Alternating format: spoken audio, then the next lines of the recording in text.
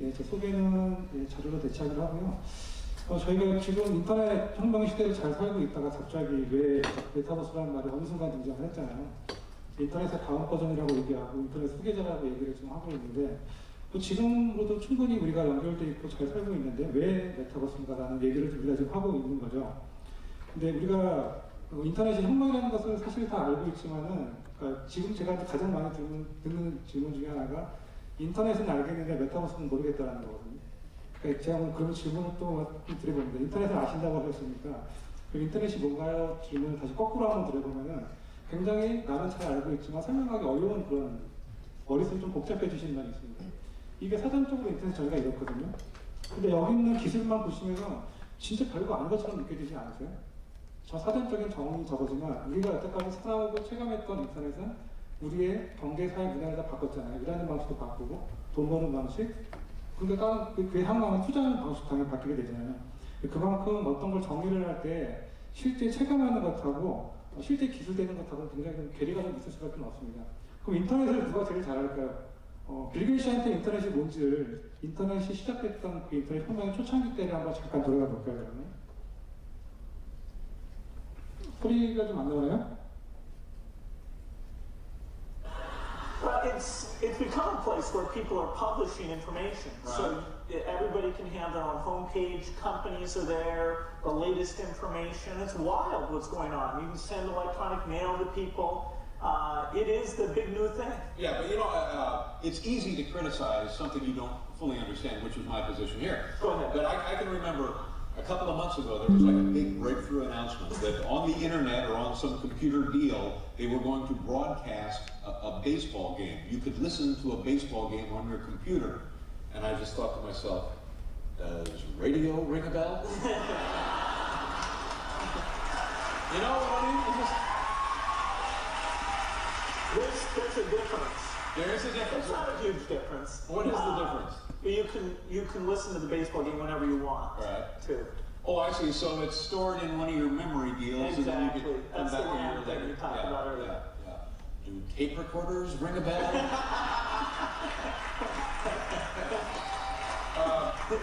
Yeah, I just don't know. What can you, just knowing me, the little you know me now, what am I missing here? What do I need? Well, if you want to learn about the latest cigars or auto racing Right. Statistics. Well, you know, I've got that covered. I subscribe to 2 British magazines. They're devoted entirely to motorsports. And I call the Quaker State Speedline about 2 times a half hour. So now would the computer give me more than I'm getting that way? You can find other people who have the same unusual interests you do. And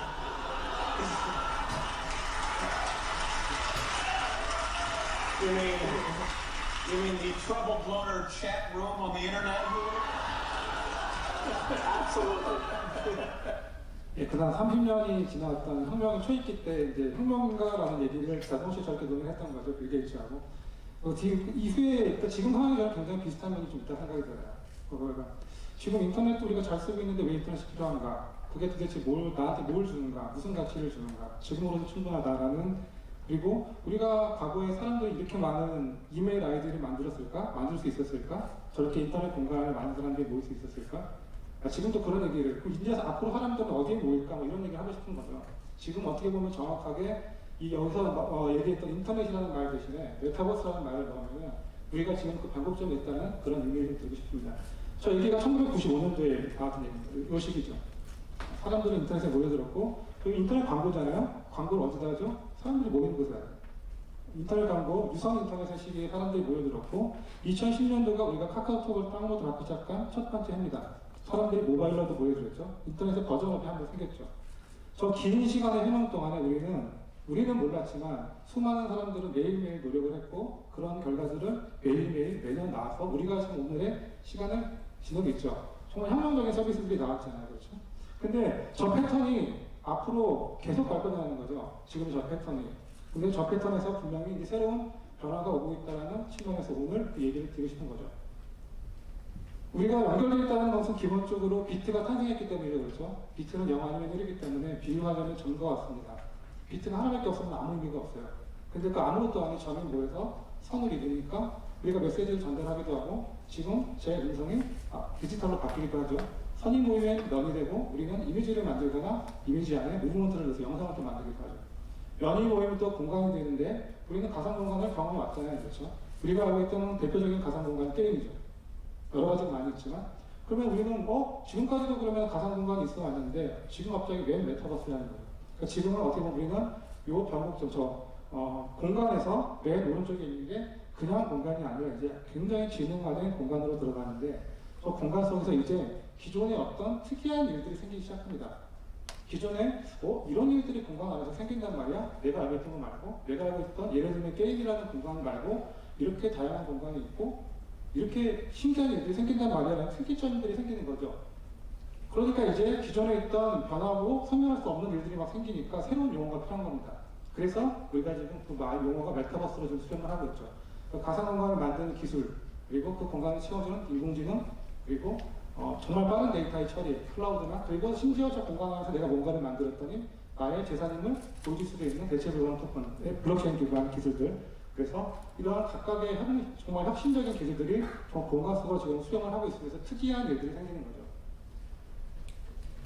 우리가 이제 젠슨왕이 벌써 2년이 지났죠. 우리가 지난 20년이 놀러왔다는 게 우리가 인터넷 혁명까지 놀러왔는데 앞으로 저 공간 안에서 SF 같은 일들이 생긴다고 얘기하면서 옴니버스를 발표하고 현실에 있는 물리법칙이 적용되는 가상 공간을 만드는 도구를 발표한 게 벌써 2년이 됐고 실제로 그런 일들이 지금 생기고 있습니다. 여러분들이 하루 대부분은 PC나 모바일을 통해서 누군가를 만나고 있는데 대부분 비유하자면 더 점과 선과 면으로 대부분 누군가를 만나고 있습니다. 실제로 우리들의 디지털 콘텐츠 전체 비중 중에서 3D로 만들어져 있는 콘텐츠의 비중이 3%에서 4%밖에 안 되니까 우리는 대부분 다 저렇게 연결됐다는 뜻이에요. 근데 저 비중이 앞으로 50%를 넘어간다는 거죠. 그것도 아주 진화된 공간 속에서. 메타버스에 대한 글로벌 기업들의 정의인데 굉장히 중요한 것들을 보시면은 공간이라는 것에 굉장히 중요한 방점을 찍고 있죠. 근데 그 공간이 하나가 아니라 굉장히 다양한 공간의 집합체인 거고 마치 여러 가지 세계인 가상 행성들이 굉장히 많은 것이고 그 행성들 속에서 굉장히 많은 가치들이 생겨난다는 거죠. 그리고 그게 가상가치의 융합된 공간입니다. 그래서 예를 들면 우리가 2010년도가 아까 제가 카카오톡을 다운로드 받았던 시기였다고 말씀을 드렸는데 그 시기에 여러분들의 24시간 중에서 10%만 대략 온라인에서 보내는 시간이었어요. 근데 그 시간의 비중이 2020년이 되니까 잘 안 보이시는데 38%로 늘어났고 2030년이 되면 52%로 역전이 된다고 합니다. 지금 비중상으로. 근데 그 중에서도 우리가 가상 공간 안에서 보내는 시간이 훨씬 더 많아진다는 거죠. 그래서 현실에서는 우리가 트랜스포테이션을 하는데 가상에서는 우리가 순간적으로 이용하는 텔레포테이션 하잖아요. 가상관식으로 왔다 갔다 하는데 이 두 가지 모빌리티가 동시에 일어나는 일들도 생긴다는 거죠. 올해 1월 달에 발표했던 현대자동차의 메탄 모빌리티가 이제 그런 개념이죠. 아빠와 딸이 지금 무인 자동차에 움직이고 있는데 트랜스포테이션을 하고 있는 상황에서 지금 가상으로 텔레포테이션 하는 거죠. 가상의 화성으로. 실제 화성에는 이제 스팟이라고 하는 로봇가 있고 그 로봇이 실제 지금의 화성에 그 공간 데이터나 다양한 데이터들을 저쪽으로 전송시켜주면 아빠와 딸이 가상으로 로그인하는 거죠.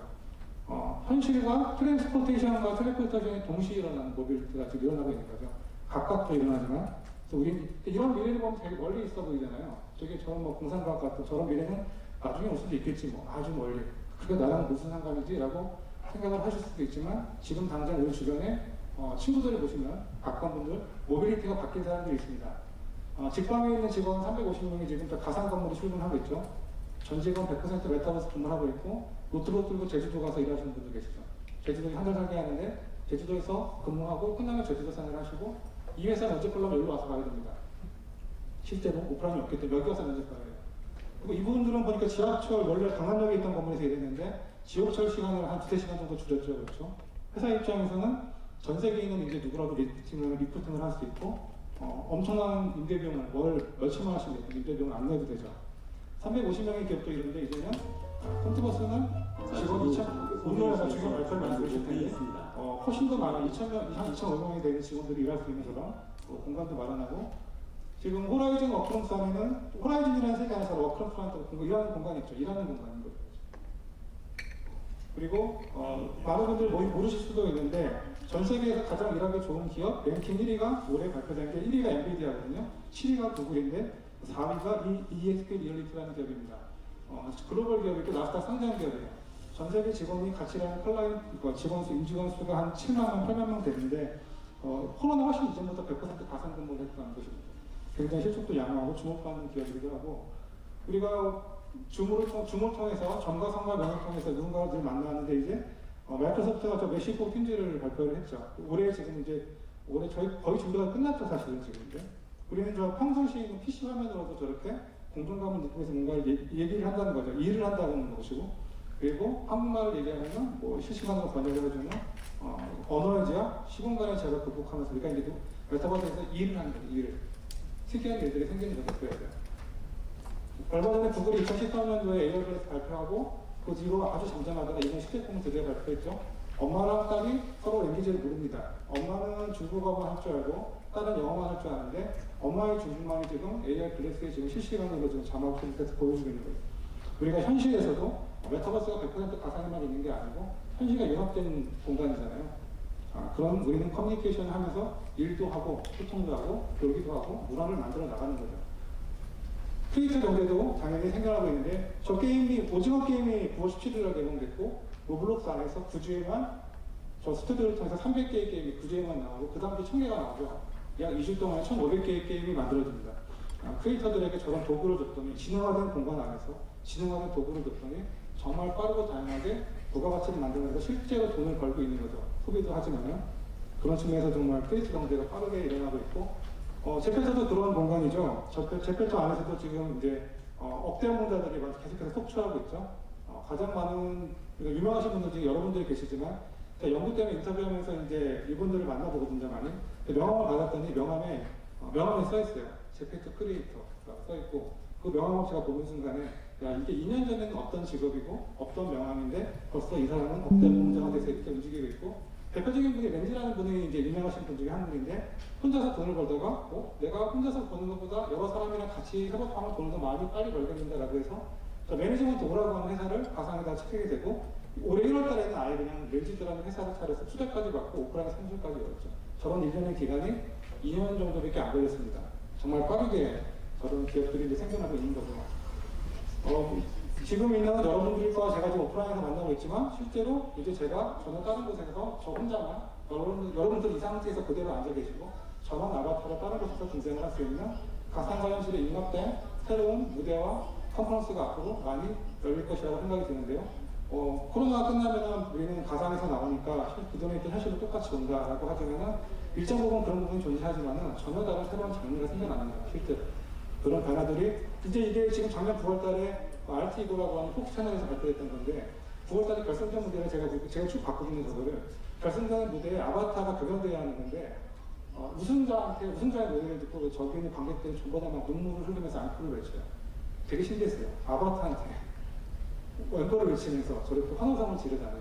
근데 지금 올해 지금 우리나라도 MBN에서 아바타 싱어로 프로그램이 지금 제가 알기로는 거의 준비가 끝난 걸로 알고 있습니다.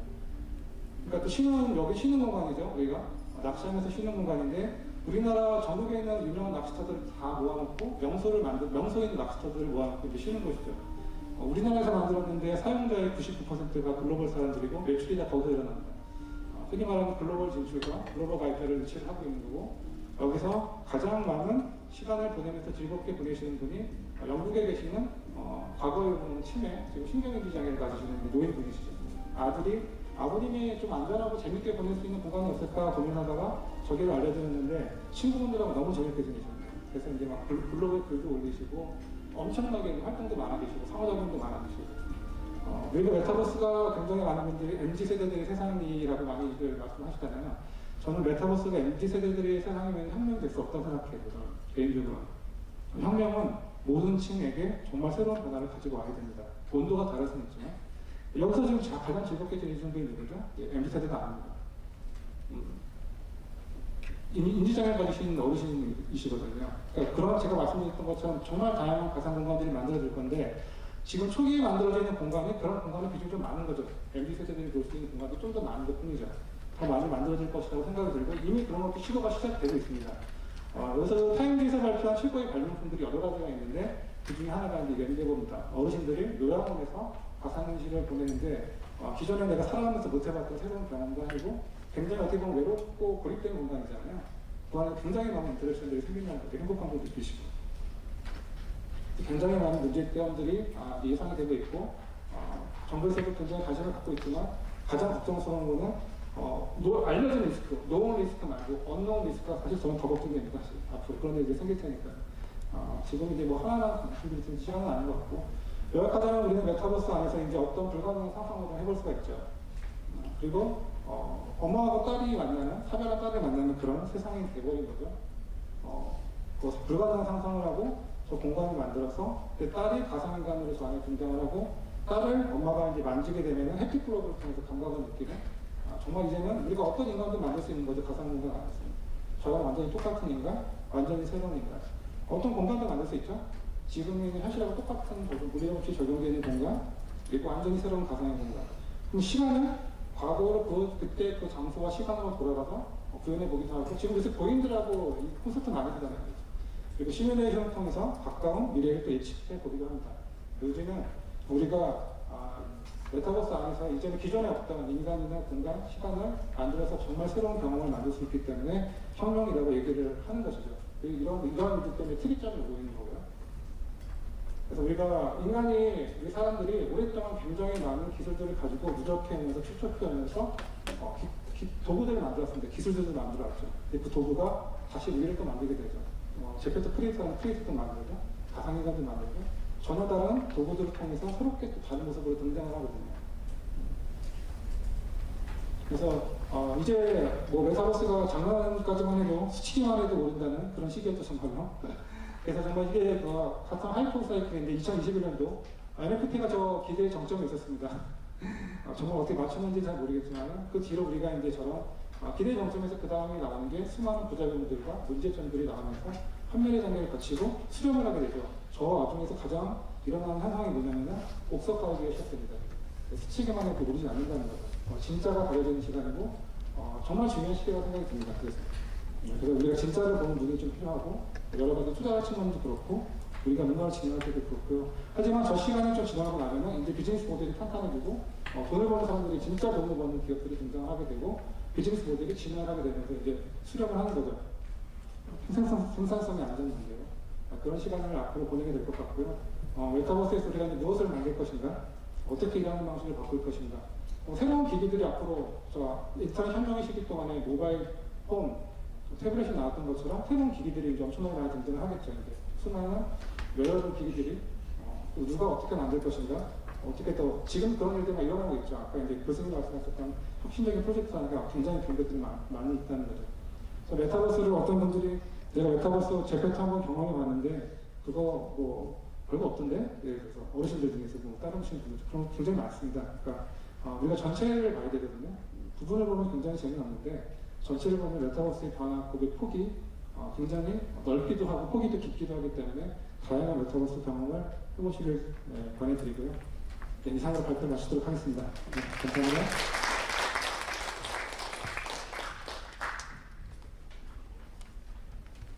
네, 지금부터는 4개 메타버스 사례 발표를 진행하도록 하겠습니다.